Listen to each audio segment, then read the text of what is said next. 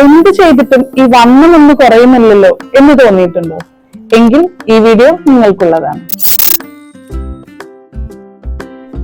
നമ്മുടെ വണ്ണം നമ്മുടെ മാത്രം കാര്യമാണ്. അതിൽ മറ്റൊരാളും അഭിപ്രായം പറയേണ്ട കാര്യമില്ല.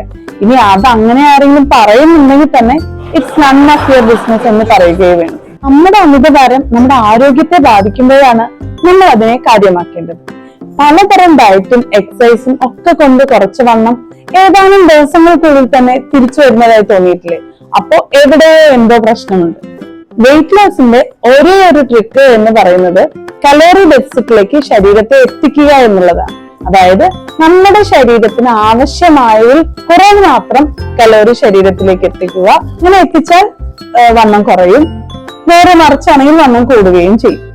ഇവിടെയാണ് മെഡിറ്ററേനിയൻ ഡയറ്റ് എന്ന ബാലൻസ് ഡയറ്റ് കടന്നു വരുന്നത്. 20ാം നൂറ്റാണ്ടിന്റെ ഏതാണ്ട് പകുതിയോടടുപ്പിച്ച് രൂപപ്പെട്ടു വന്ന ഒരു ഡയറ്റ് രീതിയാണ് മെഡിറ്ററേനിയൻ ഡയറ്റ് എന്നത്. Cardiac disease, life style disorders, അതായത് ഷുഗർ, പ്രഷർ, കൊളസ്ട്രോൾ എന്നിവ, സ്ത്രീകളിലാണെങ്കിൽ PCOS, അമിതവണ്ണം, ഒരുപാട് ഹോർമോൺ ഇംബാലൻസ് കൊണ്ട് വണ്ണം കൂടുക എന്നുള്ളവയിൽ നിന്ന് ശാശ്വതമായിട്ടുള്ള ഒരു പരിഹാരമാണ് മെഡിറ്ററേനിയൻ ഡയറ്റ്.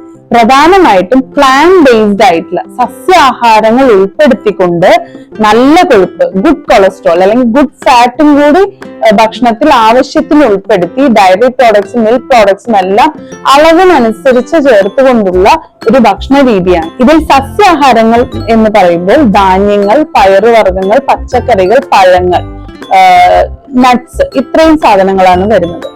നമുക്ക് പ്രോട്ടീൻ സോഴ്സ് ആയിട്ട് ലീൻ പ്രോട്ടീൻസ്, അതായത് ചിക്കൻ, ഫിഷ് പോലെയുള്ള, അതിൽ ഫിഷ് ആണെങ്കിൽ തന്നെ omega-3 ഫാറ്റി ആസിഡ് റിച്ച് ആയിട്ടുള്ള ഫിഷുകൾ നമുക്ക് ഉപയോഗിക്കാവുന്നതാണ്.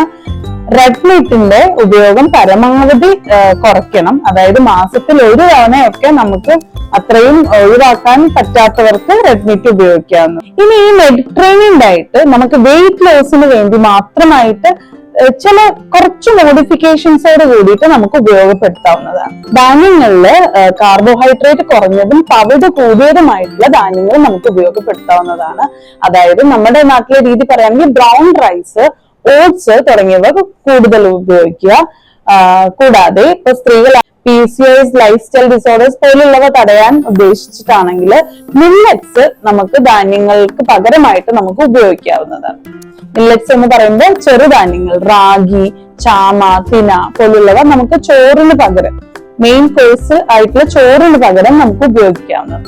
പഴവർഗ്ഗങ്ങളിലാണെങ്കിൽ പഴുക്കും തോറും മധുരം കൂടാത്ത തരം പഴങ്ങൾ, അതായത് ആപ്പിൾ, പേരയ്ക്ക, വാട്ടർമെലൺ പോലെയുള്ള പഴവർഗ്ഗങ്ങൾ, ഫ്രൂട്ട്സ് നമുക്ക് യഥേഷ്ടം ഭക്ഷണത്തിൽ ഉൾപ്പെടുത്താവുന്നതാണ്. പ്രത്യേകിച്ച് നമ്മൾ മലയാളികൾ പഴവർഗ്ഗങ്ങൾ പ്രത്യേകം ശ്രദ്ധിക്കണം. ചക്ക, മാങ്ങ, നേന്ത്രപ്പഴം തുടങ്ങിയ നമ്മുടെ ഇഷ്ടപഴങ്ങളെല്ലാം വളരെ പരിമിതമായ രീതിയിൽ മാത്രമേ ഉപയോഗിക്കാമുള്ളൂ. അതെല്ലാം ഹൈ ഷുഗർ കണ്ടന്റ് ഉള്ളവയാണ്. പച്ചക്കറികളിൽ കിഴങ്ങ് വർഗ്ഗങ്ങൾ ഒഴിച്ച് ബാക്കിയുള്ള പച്ചക്കറികൾ, ബാക്കി ഇലക്കറികളും, കുമ്പളങ്ങ, വെള്ളരിക്ക തുടങ്ങിയ പച്ചക്കറികളെല്ലാം യഥേഷ്ടം നമുക്ക് ഭക്ഷണത്തിൽ ഉൾപ്പെടുത്താവുന്നതാണ്.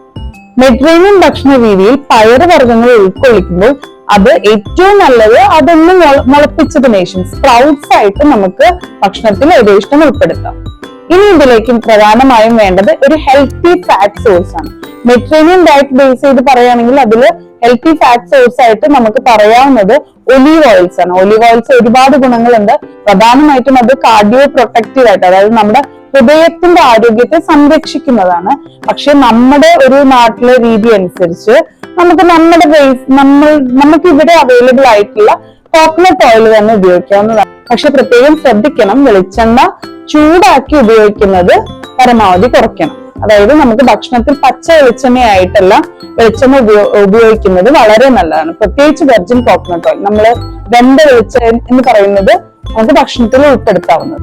ആഡഡ് ഷുഗറും പ്രോസസ്ഡ് ഫുഡും കംപ്ലീറ്റ് ആയിട്ട് അവോയ്ഡ് ചെയ്യും. കാൽസ്യവും മറ്റ് മൈക്രോ ന്യൂട്രിയൻസും എല്ലാം അവൈലബിൾ ആവാൻ വേണ്ടിയിട്ട് നമുക്ക് മിൽക്ക് ആൻഡ് മിൽക്ക് പ്രോഡക്ട്സ് മിതമായ അളവിൽ നമുക്ക് ഉപയോഗിക്കാവുന്നതാണ്.